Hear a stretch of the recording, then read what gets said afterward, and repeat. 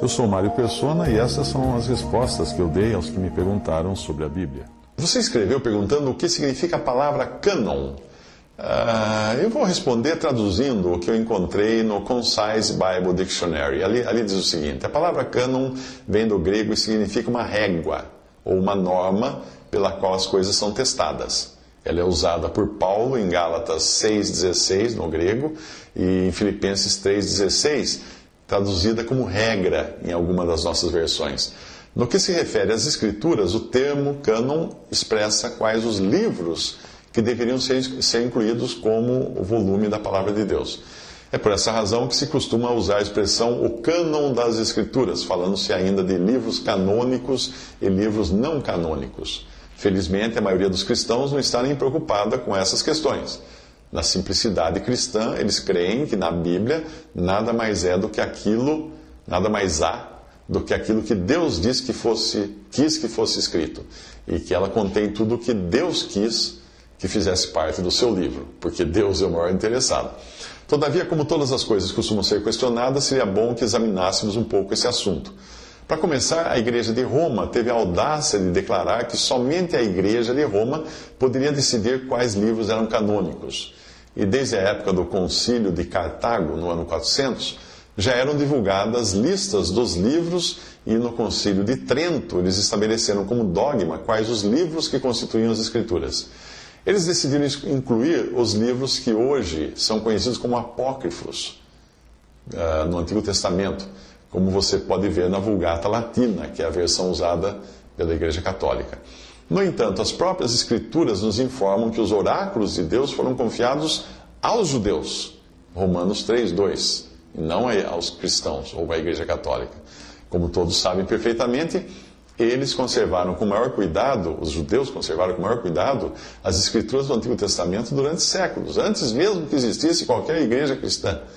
Os livros eram escritos na linguagem dos judeus, o hebraico, uma língua em que os livros apócrifos nunca foram escritos e nunca foram encontrados os livros que a Igreja Católica acrescentou ao Antigo Testamento judaico.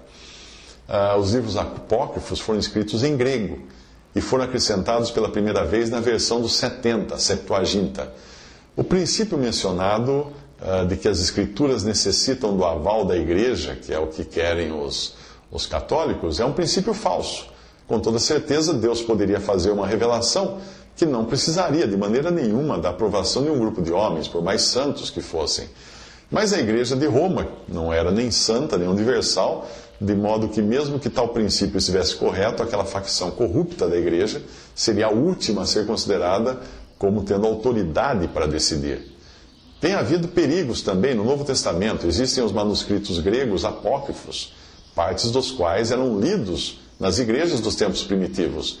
Mais tarde, muitos dos chamados pais da Igreja tiveram dúvidas acerca de algumas das epístolas. Até no tempo dos reformadores acontecia isso. Lutero falou de modo desrespeitoso sobre a epístola aos Hebreus, sobre Tiago, Judas e Apocalipse, como se as colocasse separadas no final da sua tradução. Calvino duvidava da autenticidade do livro da carta de Tiago, de 2 Pedro e de Judas, da Epístola de Judas. Nos tempos modernos, várias partes dos livros do Antigo e Novo Testamento estão sendo questionadas, mas a Bíblia não necessita ser autenticada pelo homem. Ela carrega suas próprias credenciais, levando-as até o coração e a consciência do cristão no poder do Espírito Santo. O homem natural não tem competência para julgar algo assim. A Bíblia tem sobre ela o selo de Deus, e quanto mais for estudada pelo cristão, mais perfeita ele verá que ela é. Não há nela redundâncias e nem há nela omissões. Como eu disse, até aí foi traduzido do Concise Bible Dictionary. Visite respondi.com.br. Visite 3minutos.net.